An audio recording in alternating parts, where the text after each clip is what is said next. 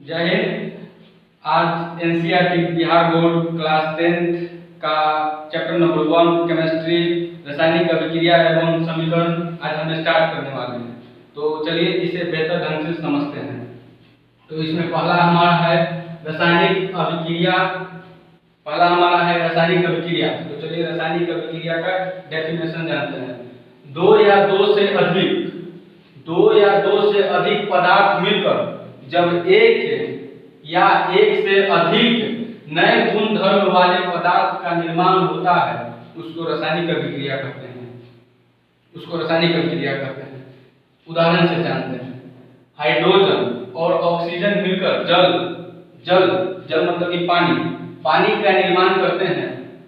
जल मतलब कि हाइड्रोजन और ऑक्सीजन दो पदार्थ हैं।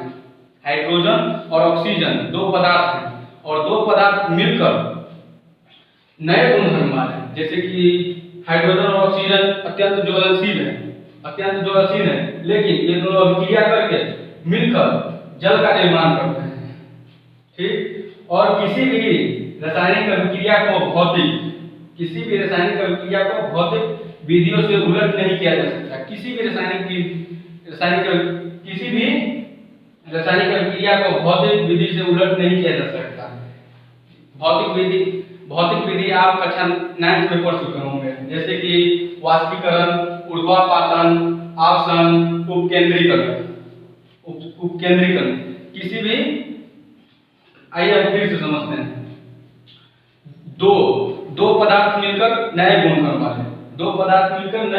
वाले, जैसे कि हाइड्रोजन और ऑक्सीजन मिलकर जल का निर्माण किए। इसका दम उल्टा है, मतलब कि इसका ये दोनों का दम, ये जल उल्टा बन गया, नया गुणधर्म है। उदाहरण के लिए था, और इसको भौतिक विधि से उलट नहीं किया जा सकता। इसका कक्षा 9 में पढ़ चुके हैं, जिसे ये रहा। तो चलिए हम आगे बढ़ते हैं। तो चलिए हम अगला पॉइंट देखते हैं। रासायनिक अभिक्रिया में शामिल। जब रासायनिक अभिक्रिया होगा तो उसमें क्या क्या चेंजिंग आएगा। तो चलिए पहला देखते हैं। अवस्था में परिवर्तन का मतलब कि उस टाइम देखें तो कि हाइड्रोजन और ऑक्सीजन मिलकर जल का निर्माण करते हैं, तो उसका अवस्था में चेंजिंग आ गया। और होता है दूसरा पॉइंट, तापमान में परिवर्तन। तापमान कभी ज्यादा भी हो सकता है, कभी कम भी हो सकता है रासायनिक अभिक्रिया के दौरान। ठीक ना। गैस का उत्सर्जन, गैस का बहाव होगा, गैस का उत्सर्जन होगा। और एक और होता है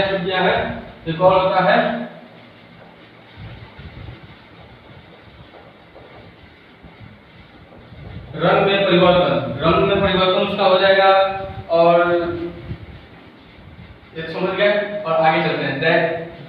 दैनिक जीवन में होने वाली रासायनिक अभिक्रिया। दैनिक जीवन में मतलब हम सब रहते हैं, तो उसमें भी रासायनिक अभिक्रिया है। जैसे कि पहला है भोजन का पचना भी एक रासायनिक अभिक्रिया है। श्वसन, जो सांस लेते हैं, वो भी रासायनिक अभिक्रिया है।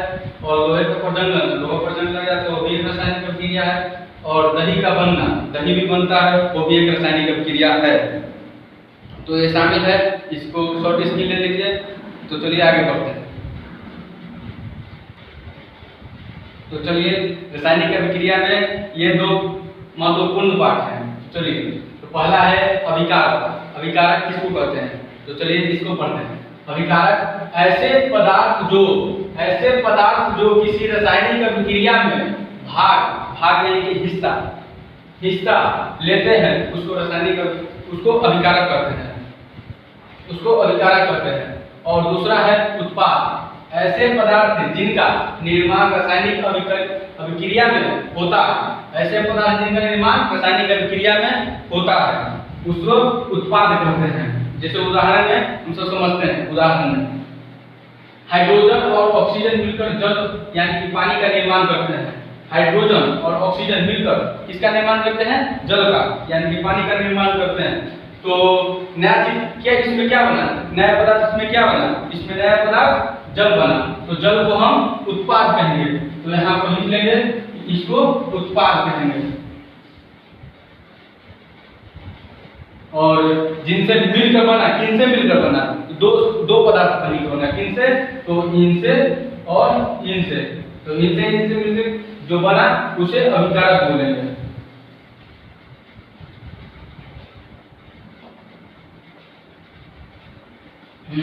तो इनसे मिलकर बना इसे अभिकारक, और जो नया पदार्थ बना उसको उत्पाद बोलेंगे। तो चलिए हम आगे बढ़ते हैं। तो चलिए हम अगला पर चलते हैं। तो अगला है रासायनिक समीकरण। तो रासायनिक समीकरण, तो रासायनिक अभिक्रिया को रासायनिक समीकरण द्वारा निरूपित किया जाता है। रासायनिक अभिक्रिया को रासायनिक समीकरण द्वारा निरूपित किया जाता है। जैसे कि रासायनिक समीकरण के अभिकारकों और उत्पादों में पदार्थ के प्रतीकों यानी कि सूत्र का इस्तेमाल किया जाता है। जैसे कि ऑक्सीजन है तो ऑक्सीजन के लिए O, नाइट्रोजन के है तो नाइट्रोजन के लिए N, ऐसे ही सब के लिए सूत्र प्रयोग किया जाता है। प्रतीकों के साथ उनकी भौतिक अवस्था को भी दर्शाया जाता है। प्रतीकों के साथ उनकी भौतिक अवस्था को भी दर्शाया जाता है। जैसे कि सॉलिड है, सॉलिड का मतलब ये ठोस है, तो ठोस के लिए S का प्रयोग करेंगे। ठोस के लिए S का प्रयोग करेंगे। इंग्लिश में S का प्रयोग करेंगे, ठीक ना। जैसे लिक्विड है मतलब कि द्रव है तो L का प्रयोग करेंगे, और गैस है तो गैस के लिए G का प्रयोग करेंगे, और एक्वस मतलब कि जलीय विलयन, जल में जो विलयन होता है तो एक्वस के लिए AQ का प्रयोग करेंगे। तो एग्जाम्पल में आते हैं मैग्नीशियम रिबन का वायु, मैग्नीशियम रिबन का वायु में दहन, और वायु का मतलब कि ऑक्सीजन में दहन कर मैग्नीशियम ऑक्साइड बनाता है। जैसे कि दहन के लिए ऑक्सीजन का होना अति आवश्यक है। इसे हम अब सूत्र से जानते हैं। यहाँ पे सूत्र प्रतीकों से हम जानते हैं कि सूत्र भी होता है, ठीक। तो मैग्नीशियम रिबन के लिए Mg, मैग्नीशियम का Mg, और ऑक्सीजन के लिए O। ये इसमें ऑक्सीजन में दो इकट्ठा रहते हैं इसलिए इसके लिए O2, और इसे जो और दो पदार्थ रहता है या दो से अधिक रहता है तो उसमें प्लस का निशान यानी कि जोड़ का निशान डालते हैं। तो इससे बन गया हमारा MgO, और ये संतुलित नहीं है। संतुलित हम आगे पढ़ेंगे। तो ये संतुलित नहीं है। तो यहाँ देखिए ऑक्सीजन का दो है एटम, और यहाँ 1 है, इसलिए इसको कंकारी समीकरण कहते हैं।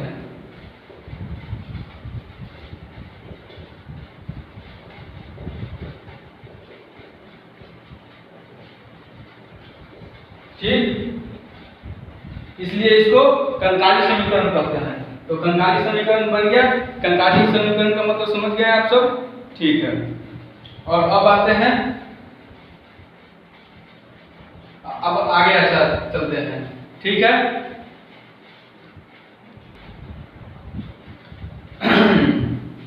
तो चलिए हम अब आगे बढ़ते हैं। तो आगे है रासायनिक समीकरण को संतुलित करना। अब हम रासायनिक समीकरण को संतुलित करने के लिए जानेंगे, और इस वीडियो में ज़्यादा लंबा वीडियो होना हो जाए इसलिए हम शॉर्टकट में लिए हैं, 4 एग्जाम्पल लिए हैं, और आप सब कमेंट कीजिएगा। इसके लिए हम अगला वीडियो स्पेशल फॉर बैलेंस करने के लिए सिखा देंगे रासायनिक अभिक्रिया को, ठीक है। तो चलिए हम आगे बढ़ते हैं। तो पहला हमारा है Mg + N2। इस समीकरण को संतुलित करने के लिए कुछ पहले जान लेते हैं। तो संतुलित करने के लिए जो भी अंक इस तरफ रहेगा, मैग्नीशियम Mg जितना रहेगा इस तरफ भी उतना ही रहना चाहिए। जैसे कि दोनों तरफ बैलेंस रहना चाहिए, ऊपर नीचे रहेगा इसको सेम करने देंगे, ठीक है। तो इस तरफ देखेंगे कि Mg कितना है और इस तरफ Mg कितना है, नाइट्रोजन इस तरफ कितना है और इस तरफ कितना है। और कोई भी अंक लगाएंगे तो इसके आगे लगाएंगे। जैसे कि ये है तो इसके आगे यहाँ पर लगाएंगे, ना कि बीच में डालेंगे। इसके आगे यहाँ पर लगाएंगे, ना कि यहाँ पर बीच में डालेंगे। बीच में डाल देने से गलत हो जाएगा, बीच में अंक नहीं डलाता है, ठीक है। तो इसको हम डाल देते हैं और हम सीखते हैं।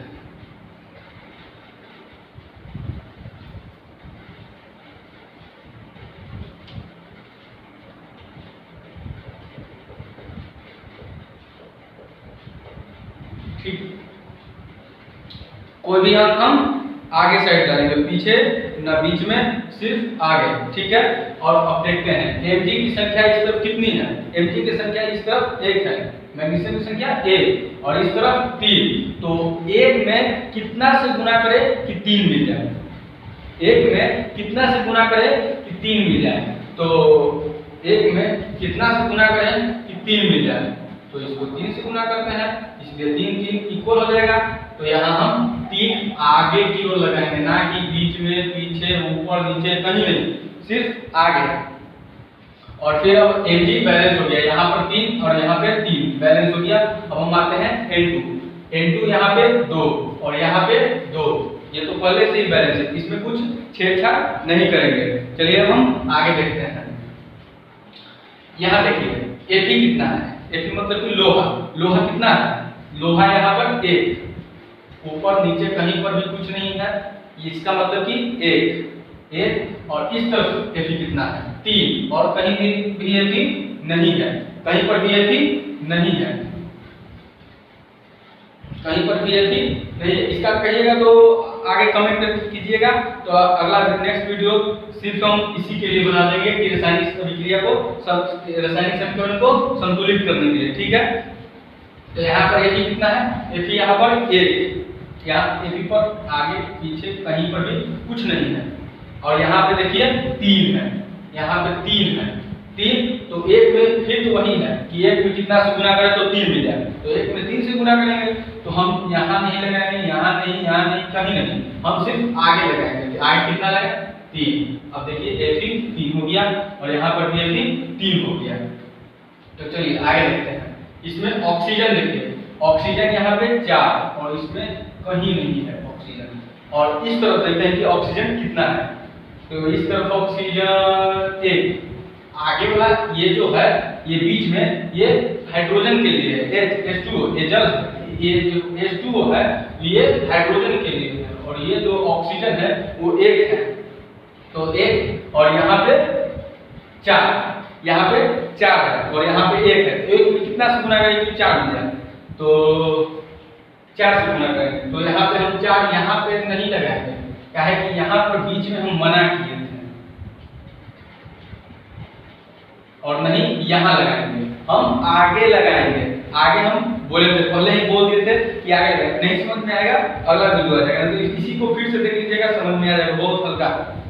तो हम आगे लगाएंगे, आगे लगेंगे, यहाँ पे कितना है 4 और हम आगे 4 लगाएंगे, 4 तो यहाँ 4, तो इसमें 4, और ये जो 4 है ये दोनों के लिए, इसके लिए भी इसके लिए भी, तो 4 ऑक्सीजन कितना हो गया यहाँ पे 4 ऑक्सीजन 4, ऑक्सीजन 4, यहाँ पे ऑक्सीजन कितना है 4, तो 4 4 बैलेंस हो गया, दोनों 4 4 इक्वल हो गया, 4 4 इक्वल हो गया। अब Fe हो गया, हाइड्रोजन नहीं हुआ थी, अभी ऑक्सीजन किए थे, ऑक्सीजन। अब बच गया हमारा हाइड्रोजन, इस तरफ हाइड्रोजन की संख्या कितनी है, इस तरफ हाइड्रोजन की संख्या 2 और इस तरफ हाइड्रोजन की संख्या 2, और यहाँ से जो 4 मिल गया इसका 2 तरफ पहले से था, जैसे कि कोई भी आदमी है तो पहले से अपना कमा के रखा हुआ है और पिताजी का धन मिला तो वो हो गया, इसका दोनों तरफ से हो गया, लेकिन ऑक्सीजन पहले से कुछ नहीं कमाया था, कुछ नहीं। और ये जो हाइड्रोजन है, हाइड्रोजन पहले से 2 रखे हुए था और ये मिला 4, तो 4 दूनी 8, और यहाँ पे हमें 2 है, तो यहाँ 2, इस तरफ 2 और इस तरफ 4 दूनी 8, तो 8, तो हम 2 में कितना से गुना करें कि हमको 8 मिल जाएगा, कितना से गुना करें, तो 2 में ऑफ कोर्स जाहिर सी बात है कि 4 दिख रहा है ना, हाँ 8 लाने के लिए 4 दूनी 8, इसका मतलब कि यहाँ पर 2 में 4 से गुना करेंगे तो 8 मिल जाएगा, इसलिए इसके आगे 4 लगा देंगे, ना कि ऊपर नीचे आगे पीछे कहीं नहीं, कहीं पर नहीं, हम सिर्फ आगे लगाएंगे, आगे याद रखिएगा आगे लगाना है। ठीक, अब हम आते हैं, यानी कि पहला नंबर बन गया, दूसरा नंबर बन गया, अब आते हैं तीसरा नंबर पर, अगला वीडियो बना देंगे इसके ऊपर। आगे आते हैं, ये है Na सोडियम, और इस तरफ है Na+O2, तो बन गया Na2O। तो यहाँ देखेंगे Na कितना है, सोडियम हमारे पास कितना है, सोडियम का कितना परमाणु, कितना एटम है। तो इस तरफ सोडियम का एक एटम और इस तरफ सोडियम का दो एटम, तो इस तरफ एक और इस तरफ दो, तो ये अभी नॉट इक्वल है, ये अभी नॉट इक्वल है,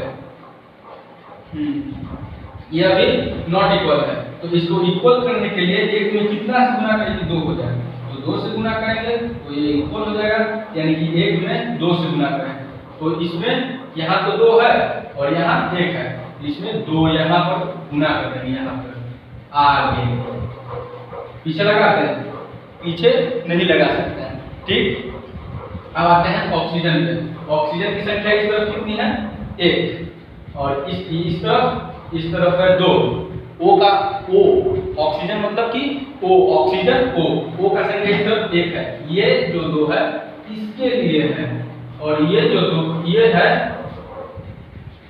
ये अकेला है, ठीक, एक, तो एक, तो इसको हम बैलेंस करने के लिए इस तरफ कितना है, दो ऑक्सीजन और इस तरफ एक, तो एक में कितना से गुना करें, यहाँ से दो, यहाँ इसका मतलब कि आगे दो लगा देते हैं, आगे दो लगा दिए, तो दो ऑक्सीजन के लिए हो गया और दो दूनी चार, गलती हो गई, तो गलती जैसे कि बैलेंस के इसके लिए, तो ये Na जो है सोडियम, ये सोडियम को भी मिल गया, हम पहले ही बोले थे ये पहले से कमा के रखे हुए हैं, आपके पिताजी का मिल गया, तो पहले दो दो चार हो जाएगा ना, तो इसके लिए दो और दो दूनी चार, तो यहाँ पर तो दो ही है, यहाँ पर हम चार लगा देंगे, दो गलती हो गया, यहाँ पर चार।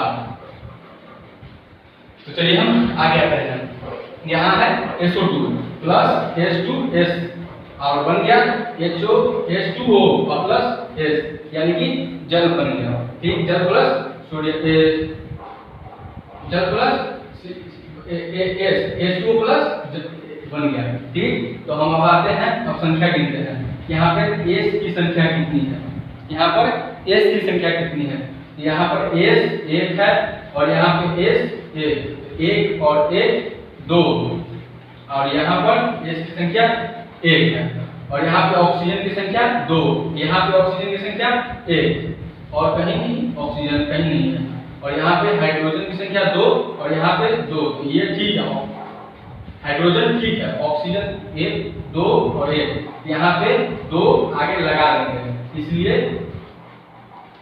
ऑक्सीजन बैलेंस हो जाएगा, तो यहाँ पे दो लगा दिए इसलिए ऑक्सीजन बैलेंस हो गया, तो दो दूनी चार, हाइड्रोजन कितना हो गया, चार, हमारे पास हाइड्रोजन कितना है, चार, तो दो दूनी चार हमारे पास हाइड्रोजन है, तो यहाँ पे पहले से दो है, यहाँ पे पहले से दो है और यहाँ पे चार हो गया, कितना से गुना करेंगे, चार हो जाए, तो दो से गुना करें, दो से गुना करें, तो यहाँ पे हम दो लगा देंगे, तो यहाँ पे दो लगा दिए, ठीक है।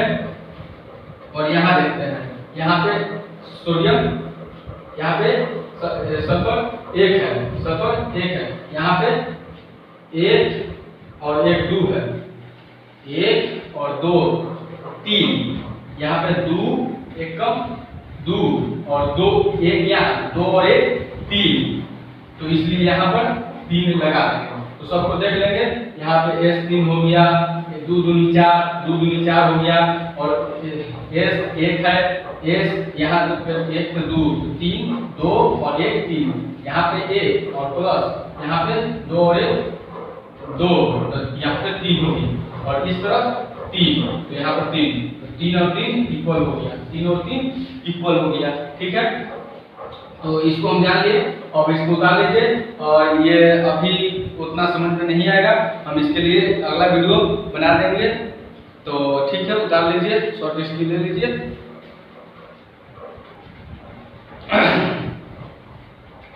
तो चलिए हम पीछे पड़े थे, रासायनिक अभिक्रिया को संतुलित करना, रासायनिक अभिक्रिया को पीछे संतुलित किए थे। अब हम पढ़ते हैं रासायनिक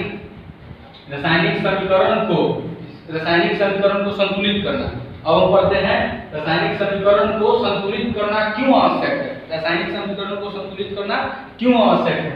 तो इसका मुख्य कारण ये है द्रव्यमान संचरण का नियम, द्रव्यमान संचरण का नियम।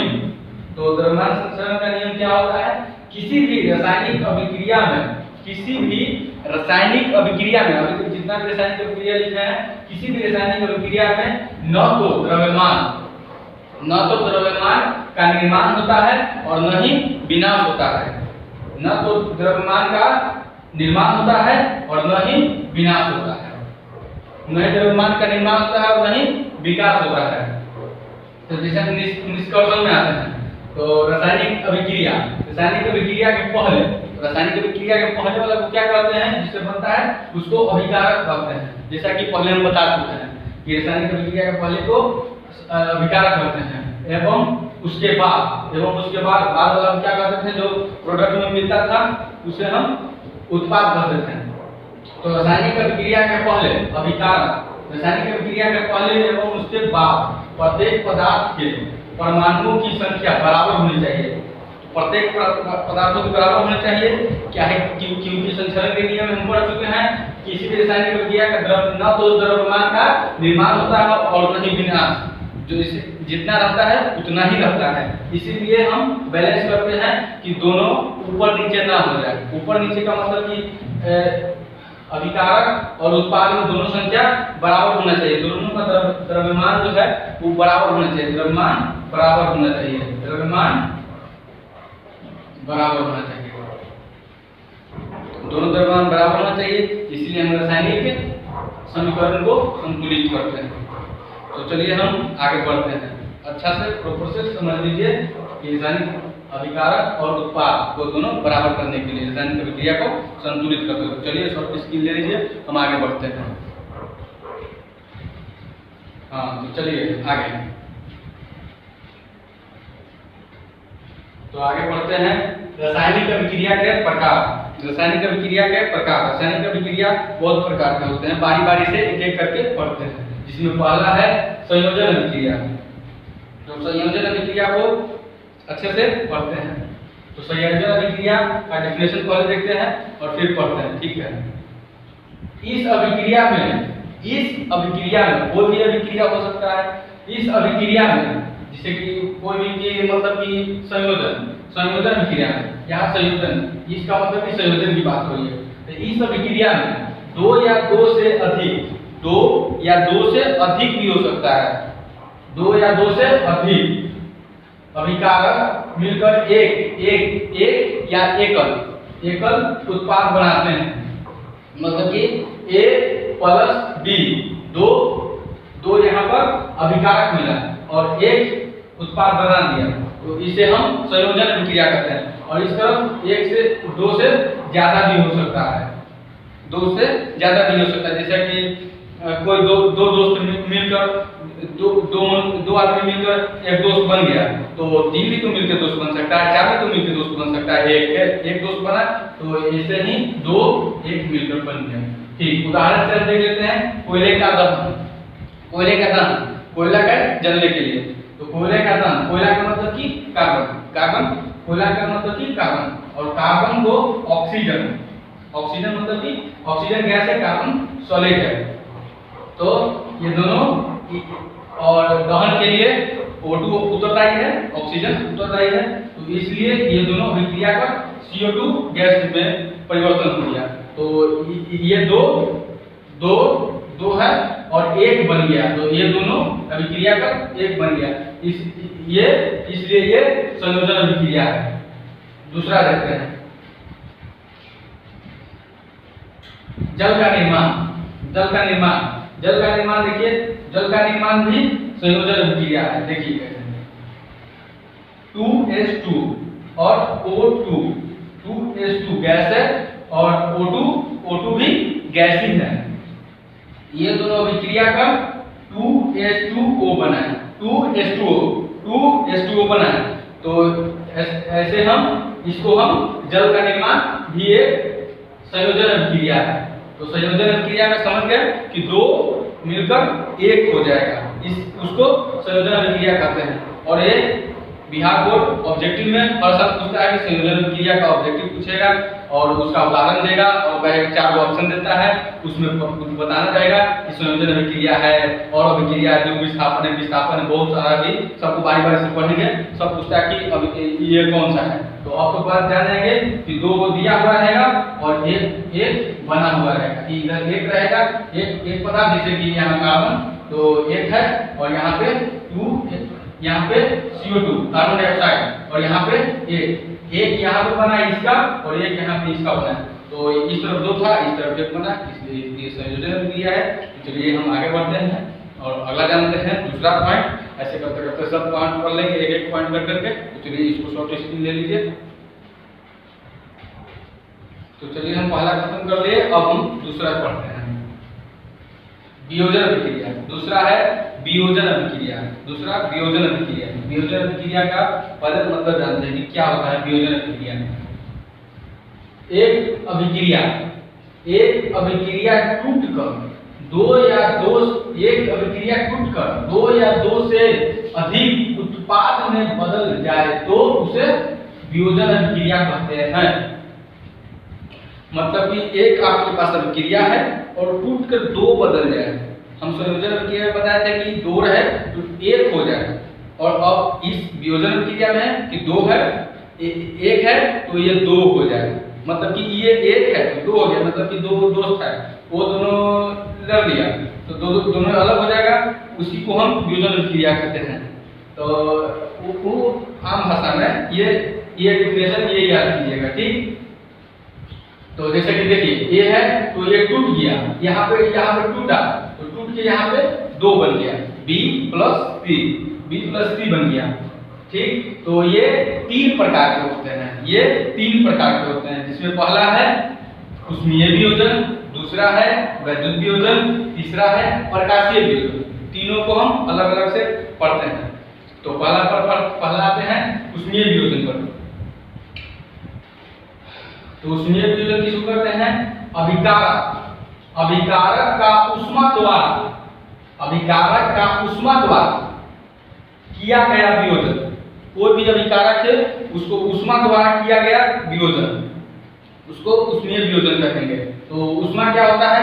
ऊष्मा का मतलब कि गर्मी, जो गर्मी है उसके द्वारा हो गया, ठीक ना। तो जैसे कि CaCO3 कैल्शियम कार्बोनेट को जब हम ऊष्मीय वियोजन मतलब कि ऊष्मीय वियोजन यानी कि ऊष्मा द्वारा कैल्शियम कार्बोनेट को जब हम ऊष्मा द्वारा गुजारेंगे, ऊष्मा से करेंगे तो कैल्शियम ऑक्साइड और CO2 मतलब कि कार्बन डाइऑक्साइड बनाएगा, अलग अलग तोड़ देगा, ठीक। कैल्शियम कार्बोनेट को करेंगे तो कैल्शियम ऑक्साइड और CO2 में तोड़ देगा। चलिए दूसरा आता है, दूसरा है वैद्युत वियोजन। दूसरा है हमारे पास वैद्युत वियोजन का डेफिनेशन क्या हो जाएगा? विद्युत धारा के प्रवाहित होने के कारण होने वाला वियोजन, इसमें विद्युत धारा की बात आएगा, ठीक। तो जैसे हमें 2H2O मतलब कि जल को जब हम वैद्युत धारा तो यहाँ पे हम लिख देते हैं कि वैद्युत धारा से इसको गुजारा गया है, किसको? तो जल को वैद्युत धारा।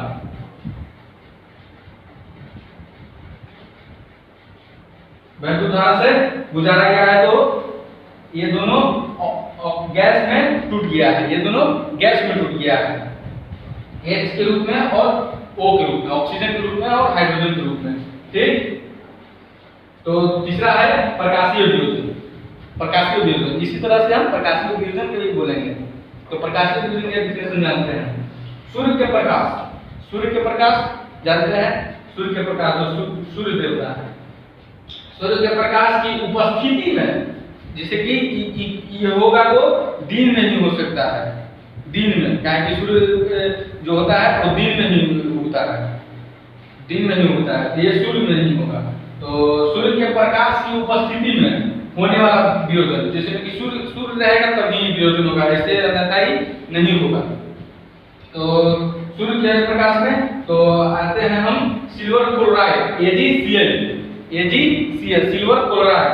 सिल्वर क्लोराइड को जब हम सूर्य का प्रकाश तो सूर्य का प्रकाश जब गुजारेंगे तो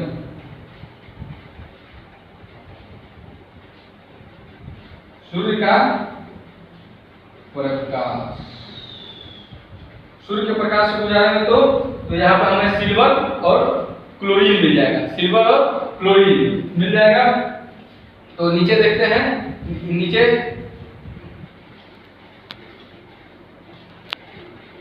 नीचे है इस अभिक्रिया का उपयोग श्याम श्वेत फोटोग्राफी में किया जाता है। श्याम श्वेत फोटोग्राफी का मतलब कि ब्लैक एंड व्हाइट के फोटोग्राफी में किया जाता है श्याम श्वेत का, ठीक ना। श्याम श्वेत फोटोग्राफी में किया जाता है, ब्लैक एंड व्हाइट भी किया जाता है, ठीक ना। तो चलिए हम आगे बढ़ते हैं। वियोजन क्रिया समझ लिए कि एक रहता है तो दो हो जाता है, टूट जाता है, जस्ट उसका संयोजन क्रिया का उल्टा, ठीक। तो चलिए हम आगे बढ़ते हैं, इसका शॉर्ट स्किन ले लीजिएगा। तो चलिए हम आगे बढ़ते हैं। तो दो अभिक्रिया पढ़ लिए, अब हम तीसरा पढ़ते हैं। चलिए तीसरा है हमारा विस्थापन अभिक्रिया।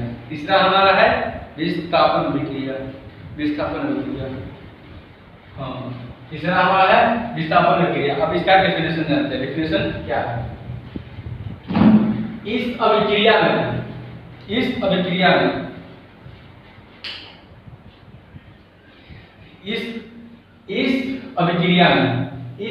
में अधिक क्रियाशील तत्व, इस पर ध्यान दीजिएगा कि इस अभिक्रिया में अधिक क्रियाशील तत्व,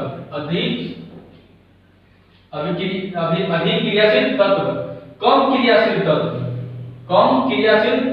तत्व को उसके यौगिक से विस्थापित कर देता है। अब इसका मतलब जानते हैं कि ये कहना क्या चाहता है। इस अभिक्रिया मतलब कि विस्थापन की बात हो रही है। इस अभिक्रिया में अधिक क्रियाशील तत्व कम क्रियाशील तत्व के उसके यौगिक से विस्थापित कर देता है, जैसा कि उदाहरण में हम जानते हैं। एग्जांपल में हमने Fe लिया है, Fe को हम सब लोहा बोलते हैं, नाम भी लिख देते हैं, सबका नाम भी लिख देते हैं। ऐसे बच्चों को ऐसे याद कर लेगा, ऐसे बच्चों को कठिनाई होती है, हमें भी बहुत कठिनाई होती थी ऐसे इसको याद करने में कि ये क्या है, ऐसे हम लिख देते हैं। उसको आप सब याद कर लीजिएगा।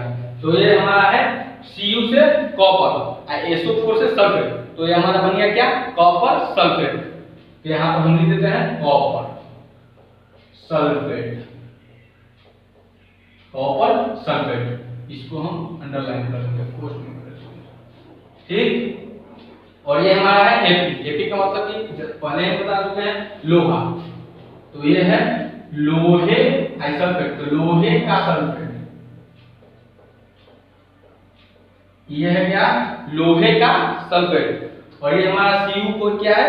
Cu हमारा है कॉपर, Cu हमारा हो गया क्या? कॉपर। तो देखिए Fe को देखिए, FeCu, जैसा कि हम परिभाषा में देखे हैं कि अधिक क्रियाशील तत्व कम क्रियाशील तत्व को क्या कर देता है? विस्थापित कर देता है। उसको विस्थापन अभिक्रिया कहते हैं। तो देखिए हमारा जो लोहा है वो अधिक क्रियाशील तत्व है, कॉपर की अपेक्षा हमारा जो लोहा है वो अधिक क्रियाशील तत्व है। तो इसको ये जो कॉपर है इसको विस्थापित कर देगा। तो देखिए SO4 यहाँ इसकी जगह Fe जो है SO4 की जगह Cu को निकाल दिया। यहाँ पर देखिए Cu को निकाल दिया और ये अपना जगह ले लिया और SO4 की जगह, और Cu को बाहर निकाल दिया। देखिए यहाँ से ये देखिए यहाँ पर बाहर निकाले हुए, यहाँ बाहर निकाल दिया। तो ये हमको मिल गया क्या? लोहा और कॉपर सल्फेट। तो हमें मिल गया लोहे का सल्फेट और कॉपर मिल गया, लोहे का सल्फेट और कॉपर मिल गया। तो इसमें विस्थापित हो रहा है, विस्थापित किया लोहा, तो इसलिए इसको विस्थापन अभिक्रिया कहेंगे। और ये जो समीकरण है, ये समीकरण आपसे हो सके तो इसको याद कर लीजिए, काहे कि ये हर बार परीक्षा में देता है ऑब्जेक्टिव में और पूछेगा कि ये कौन है, कौन अभिक्रिया है। तो कौन अभिक्रिया है आप सब बता दीजिएगा कि ये अपना जगह यहाँ पर बना रहा है, यहाँ पर देखिए यहाँ पे जगह बना रहा है, इसलिए इसको विस्थापन अभिक्रिया कहेंगे, इसको विस्थापन अभिक्रिया कहेंगे। ठीक, इसको विस्थापन अभिक्रिया कहेंगे। तो तीसरा हमारा खत्म हो गया। अब हम चलते हैं चौथा पर, हम चलते हैं चौथा पर। तो चौथा हमारा क्या है, द्विविस्थापन अभिक्रिया। चौथा हमारा ये रहा, द्विविस्थापन अभिक्रिया। द्विविस्थापन अभिक्रिया का पहले डेफिनेशन जानते हैं, फिर इसका मतलब जानेंगे और फिर इसका एग्जांपल सब जान लेंगे। तो द्विविस्थापन किसको कहेंगे, ये विस्थापन था और ये द्विविस्थापन है, द्विविस्थापन। तो इस अभिक्रिया में उत्पादों का निर्माण दो यौगिकों के बीच आयनों के आदान प्रदान से होता है। आदान प्रदान मतलब इनपुट एक्सपोर्ट, आवागमन से होता है, आदान प्रदान से होता है।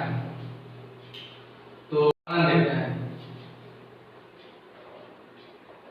तो ये हमारा है Na2SO4। Na को क्या कहते हैं, सोडियम, और SO4 के जैसा कि हम पहले बता चुके हैं कि सल्फेट कहते हैं, सल्फेट कहते हैं।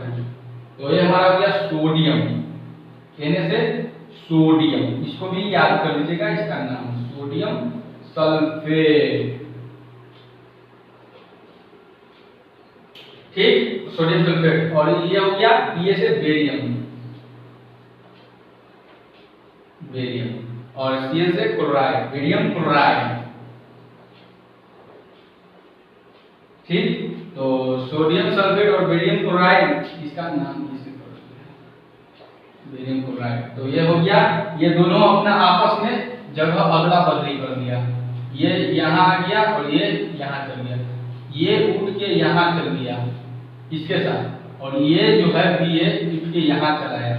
इसमें एक उठ के जा रहा था, एक उठ के गया और एक बाहर निकल गया, और इसमें दोनों अदला बदली कर दिया। जैसा कि हम जो पढ़ चुके थे इसमें कि इस अभिक्रिया में उत्पादों का निर्माण दो यौगिकों के बीच आयनों के आदान प्रदान से होता है, दोनों के आदान प्रदान, इसका उसमें जाएगा और उसका इसमें आएगा, दो हो रहा है इसलिए द्विविस्थापन। उसमें एक हुआ था इसलिए सिर्फ विस्थापन था, और ये द्विविस्थापन है। तो सोडियम सल्फेट और बेरियम क्लोराइड दोनों मिलकर कुछ बनाएगा BaSO4। BaSO4 की क्या नाम है, Ba का बेरियम, यहाँ पे बेरियम, और SO4 का जैसा कि यहाँ पर बताया थे कि सल्फेट होता है, बेरियम सल्फेट, बेरियम सल्फेट, इसका नाम बेरियम सल्फेट है। ठीक, तो तीन हो गया, सोडियम सल्फेट और बेरियम क्लोराइड मिलकर क्या बनाएगा, बेरियम सल्फेट, और ये क्या है NaCl, यानी कि Na से सोडियम, Cl से क्लोराइड, सोडियम क्लोराइड। तो देख रहे हैं Na जो है Na2 यहाँ पर Cl2 के साथ चल गया, NaCl के साथ चल गया, और जो Ba है Ba वो क्या चल गया, SO4 के साथ, Ba यहाँ आ गया SO4 के साथ, इसलिए यहाँ भी दो जगह हो रहा है, इसलिए इसको द्विविस्थापन कहेंगे, दो तरह। ठीक, इसको द्विविस्थापन कहेंगे। हाँ, तो बेरियम सल्फेट, ये जो हमारा बेरियम सल्फेट है, बेरियम सल्फेट पहले शुरू हुआ था। बेरियम सल्फेट के सफेद अवयव का निर्माण होता है, बेरियम सफेद अवयव का निर्माण होता है। तो समझ गए, इसमें हम क्या समझाए, दो पॉइंट समझाए, एक समझाए हम अपना विस्थापन और दूसरा समझाए द्विविस्थापन। तो दोनों में अंतर बहुत है, इसमें एक उसमें एक हो रहा था, इसमें दो हो रहा था, दोनों के आदान प्रदान इसमें हो रहा था, दो के देख रहे हैं, जैसा कि यहाँ इसको और इसको में SO4 यहाँ था और यहाँ Cl था, तो ये दोनों का आदान प्रदान हुआ, तो ये हमारा क्या बन गया, BSO4, जिसका नाम हम यहाँ पर दिए हुए हैं, यहाँ ये रहा हमारा उसका नाम। तो चलिए हम इसके आगे बढ़ते हैं। और आप सब नहीं कुछ समझ में नहीं आ रहा होगा, थोड़ा बहुत तो दिक्कत होता ही है, सबको होता है, आपको सिर्फ नहीं है, सबको दिक्कत होता है।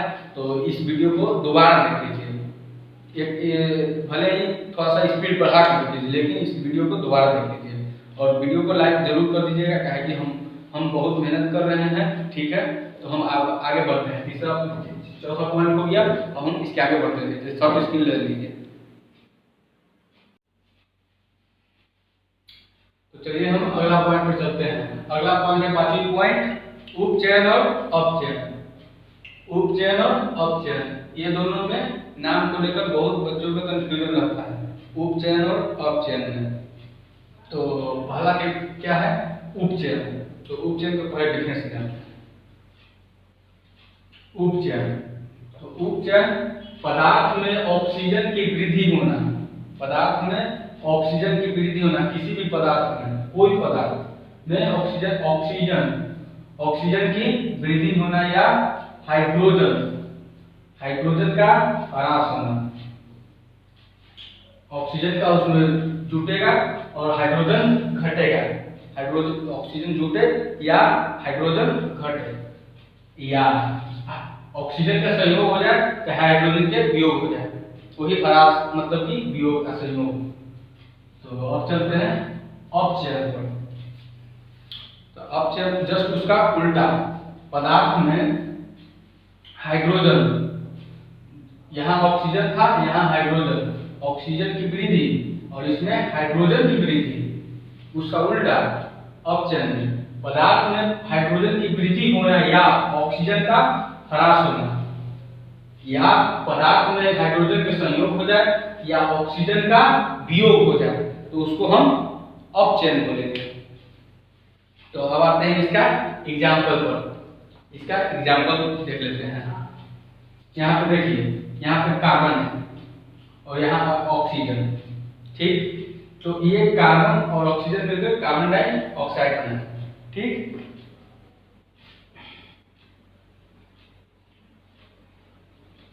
कार्बन डाइऑक्साइड बना है। तो देखिए यहाँ कार्बन था, केवल कार्बन था, यहाँ केवल कार्बन था, और यहाँ कार्बन और ऑक्सीजन साथ में गया, यानी कि ऑक्सीजन इसके साथ जुड़ गया, तो ऑक्सीजन जुड़ गया। यहाँ पर क्या पढ़े थे हम कि ऑक्सीजन की वृद्धि, यहाँ पे ऑक्सीजन की वृद्धि हुआ, यहाँ केवल कार्बन था और यहाँ कार्बन के साथ ऑक्सीजन भी आया, तो इसलिए ये क्या हो गया, ये उपचयन हो गया। यहाँ पर लिख देंगे कि ये उपचयन है,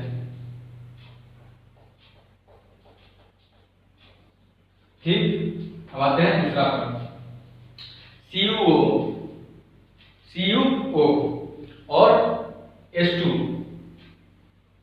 तो बन गया Cu copper, Cu plus H2O जल बन गया, ठीक। तो यहाँ देखिए CuO, इसके नाम से मतलब नहीं है, अभी इसका नाम देखिए, इसके Cu, ये कॉपर O, CuO, तो यहाँ CuO है, तो यहाँ से यहाँ देखिए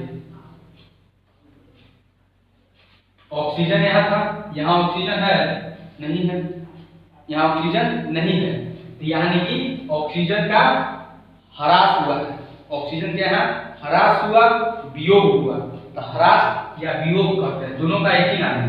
तो इसमें ऑक्सीजन का वियोग हो गया, यानी कि ऑक्सीजन का ह्रास हुआ। तो ऑक्सीजन का ह्रास किसमें हम कर रहे थे, इसमें, कि ऑक्सीजन का ह्रास होना, ऑक्सीजन का ह्रास हुआ, तो ऑक्सीजन का ह्रास अपचयन होता है। यहाँ पर लिख देंगे हम अपचयन।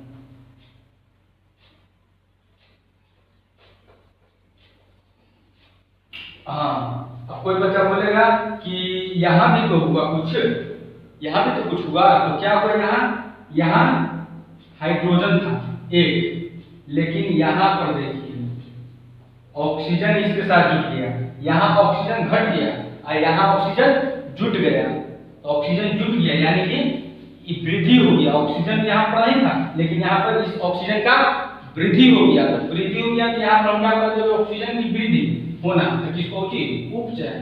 तो यहाँ हो जाएगा उपचयन। तो इस समीकरण में दोनों होगा, दोनों हो सकता है, एक समीकरण में दोनों हो सकता है, ठीक। तो जो जिसमें दोनों हो उसको हम रेडॉक्स कहते हैं,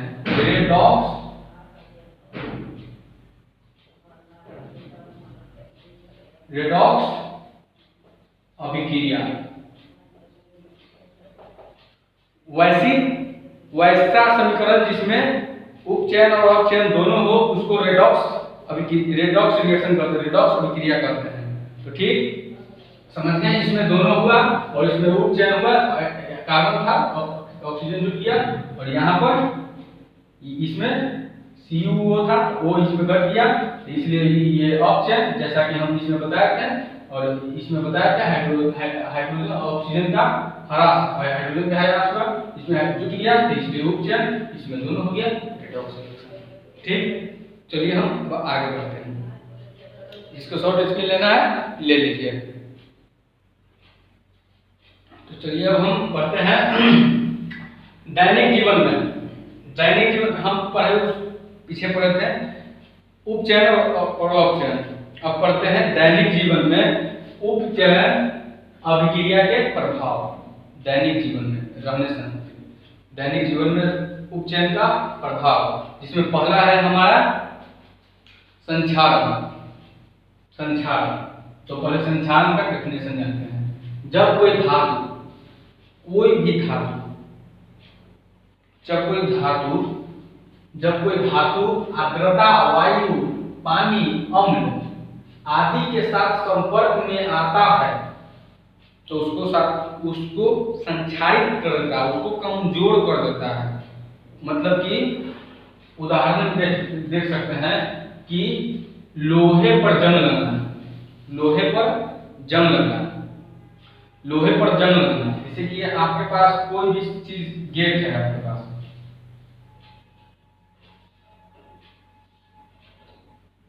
ठीक, नहीं दिख रहा है, वो इधर बन गया, इधर बनाते हैं। मतलब कि आपके पास गेट है तो यहाँ जंग लग गया, नीचे जंग लग जाता है, अधिकतर नीचे जंग लग जाता है, तो वो संक्षारित हो जाता है, उपचयित हो जाता है, ऑक्सीजन के साथ अभिक्रिया कर लेता है, इसलिए उसको जंग लग जाता है। चांदी पर काली परत बनना, चांदी पर काला काला परत बन जाता है। आप सब देखे होंगे, हम देखे हैं, आप देखे होंगे तो ठीक है, तो देख लीजिएगा कि चांदी पर काली परत बन जाता है, तो वो संक्षारित हो गया है। चांदी पर मानो जंग लग गया है तो काला परत जमना। तांबा पर हरी परत जमना, ढेर दिन से तांबा के बर्तन रखले हरा ओकरा पर जम जाता है, तो वो संक्षारित हो गया, कमजोर हो गया। कमजोर, संक्षारित मतलब कि कमजोर पड़ गया।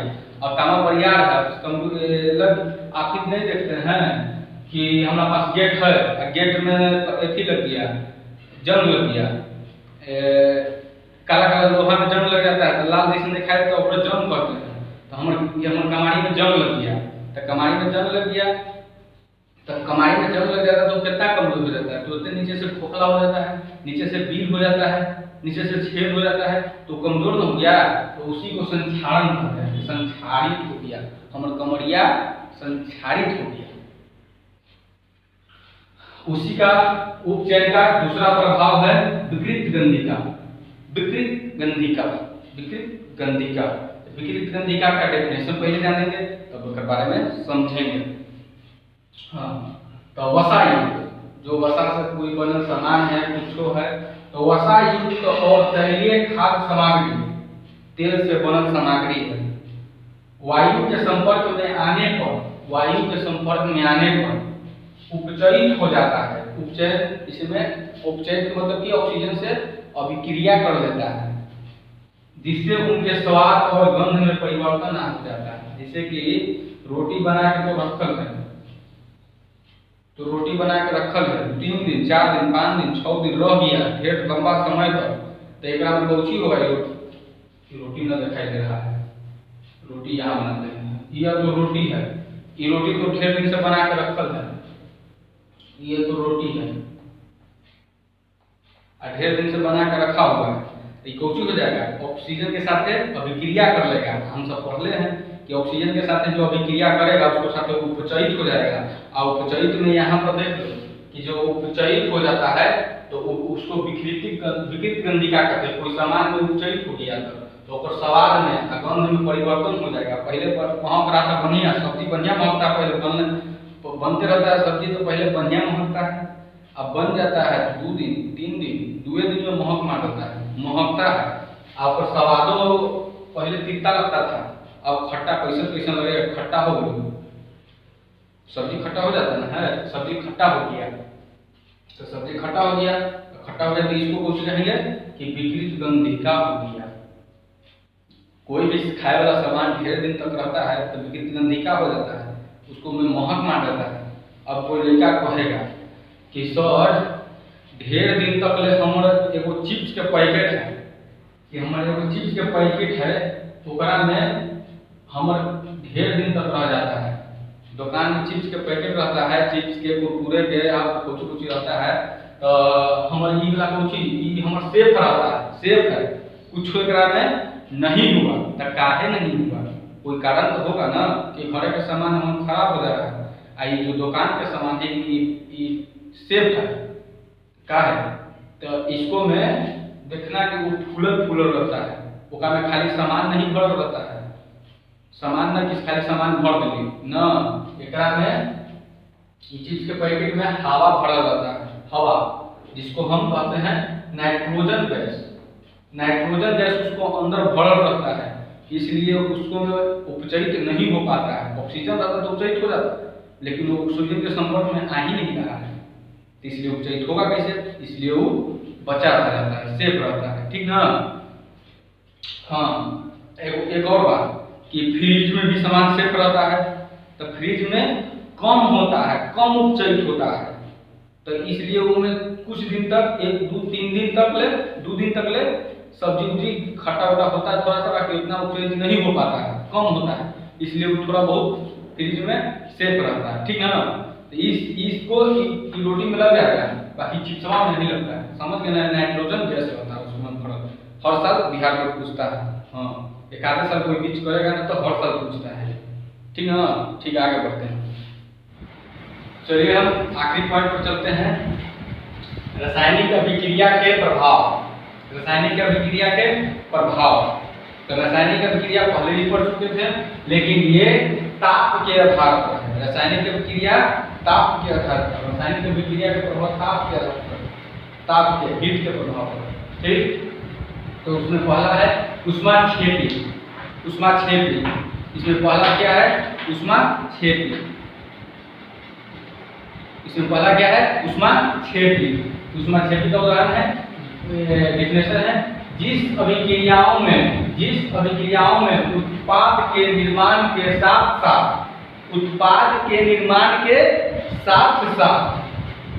ऊष्मा का भी उत्सर्जन होता है। जिस अभिक्रिया में कोई भी अभिक्रिया है, एग्जाम्पल ऑब्जेक्टिव पूछता है, कोई भी अभिक्रिया है तो उसमें ऊष्मा का उत्सर्जन होना अति आवश्यक है, हो रहा है तो वो ऊष्माक्षेपी है, अन्यथा वो ऊष्माक्षेपी नहीं है, ठीक, ऊष्माक्षेपी है। तो प्राकृतिक गैस का उदाहरण लेते हैं, तो प्राकृतिक गैस का दहन। तो प्राकृतिक गैस कौन है, CH4। CH4 का मतलब, CH4 का नाम मेथेन है। तो मेथेन का दहन के लिए उत्तरदायी कौन गैस है, हम पहले ही बता चुके हैं, आपको पहले से पता भी होगा कि ऑक्सीजन सबसे उत्तरदायी है दहन के लिए।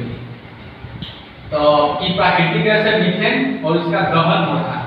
तो कार्बन डाइऑक्साइड जो गैस के फॉर्म में है, किसके फॉर्म में है, गैस के फॉर्म में, और CO2 जो ये भी गैस के फॉर्म में है, ठीक, और H2O जो गैस के फॉर्म में है, वाटर है, वाटर भी गैस के फॉर्म में है, याद रखिएगा, वाटर भी गैस के फॉर्म में है। और देखिए यही निकल रहा है ऊष्मा, जो यहाँ बताए गए हैं कि उत्पाद के साथ साथ ऊष्मा का भी उत्सर्जन हो। यहाँ हो रहा है ऊष्मा का उत्सर्जन हो रहा है, तो इसलिए इसको ऊष्मा क्षेपी कहेंगे। ठीक, और अब ऊष्मा शोषी अभिक्रिया, ऊष्मा शोषी अभिक्रिया, ऊष्मा शोषी जिस अभिक्रिया में अभिकारकों को तोड़ने के लिए ऊष्मा, प्रकाश या विद्युत ऊर्जा की आवश्यकता होती है, उसको ऊष्मा शोषी अभिक्रिया कहेंगे। ऊष्मा शोषी अभिक्रिया, जैसे कि कोई भी अभिक्रिया है उसको तोड़ना है तो वो कैसे टूटेगा, तो तीन चीज,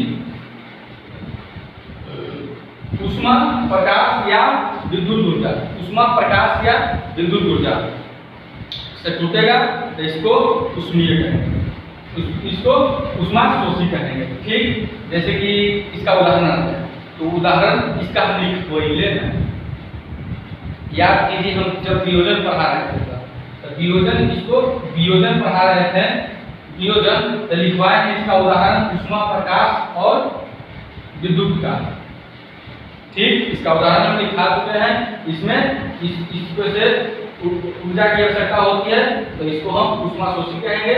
जिस अभिक्रिया में अभिकारकों को तोड़ने के लिए, इसको तोड़ने के लिए तीनों की आवश्यकता होगा। ऑब्जेक्टिव में पूछेगा कि तीनों से कोई चीज बना दे देगा, ऐसे पूछेगा तो आंसर मार देगा ऊष्मा शोषी, ऊष्मा शोषी। मान लीजिए कि बोल दिया कि ऊष्मा के साथ तो ऊष्मा निकला, यहाँ पर देखिए गोलका गोलका से गोलका ऊष्मा निकला, ऊष्मा का ऊष्मा क्षेत्र, बस ऐसा उदाहरण तो जो वियोजन लिखवाए थे उसमें लिख दीजिएगा बस। तो ये हमारा और चैप्टर एक ही वीडियो में कंप्लीट हो गया, पूरा चैप्टर, एक चैप्टर कंप्लीट हो गया। रासायनिक अभिक्रिया एवं समीकरण एक ही वीडियो में कंप्लीट हो गया। इसका क्वेश्चन आंसर और ऑब्जेक्टिव हम अगला वीडियो में करा देंगे। और आपको जो भी दिक्कत हो वो कमेंट कीजिए कि हमको ई पॉइंट में ये दिक्कत है, ई टॉपिक में ये दिक्कत है, जो दिक्कत है कमेंट कीजिए।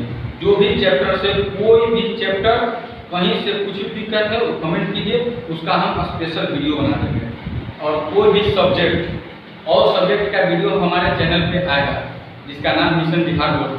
मिशन बिहार बोर्ड के चैनल पे सभी चीज का वीडियो आएगा, इसलिए लाल वाला जो घंटी है ऐसा कलर के नीचे होगा लाल, सब्सक्राइब लिखा होगा, उसको इसे कर दीजिए, ठीक, इसको दबा दीजिए।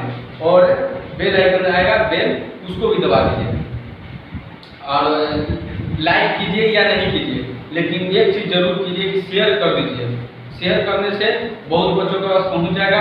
अभी कोरोना के काल है, कोरोना के काल में बहुत बच्चे की पढ़ाई नहीं चल रही है, इसलिए हम यूट्यूब पर भी आ गए हैं। ऑफलाइन पढ़ाई पढ़ाते थे, इसलिए हम यूट्यूब पर आ गए हैं। तो ठीक है, इसको सब्सक्राइब कर दीजिए और हम चलते हैं। और हमारा अगला चैप्टर मैथ आएगा। मैथ से हम मैथ ट्रिगो से स्टार्ट करेंगे। तो ठीक है, धन्यवाद। और हमारे जरूर से जरूर शेयर और सब्सक्राइब कर दीजिए। लाइक कीजिए या नहीं कीजिए उससे हमें कोई फर्क नहीं पड़ता है, लेकिन सब्सक्राइब और शेयर जरूर कीजिए, ठीक ना। सब्सक्राइब और शेयर यानी कि S², सब्सक्राइब जरूर कीजिए, ठीक है। तो धन्यवाद, अलविदा लेते हैं हम।